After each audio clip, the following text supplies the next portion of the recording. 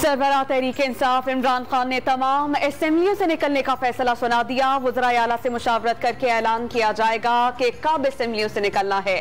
कारकुनान को इस्लामाबाद दाखिल होने से रोक दिया। करप्ट निजाम के खिलाफ हकीकी आज़ादी की तहरीक जारी रहेगी।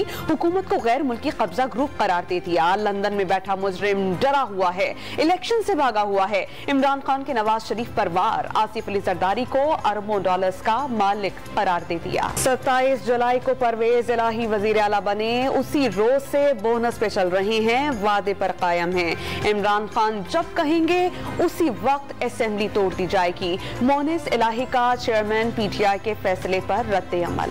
और मरियम नवाज ने तहरीक इंसाफ शो को नाकाम तरीन लॉन्ग मार्च का नाम दे दिया।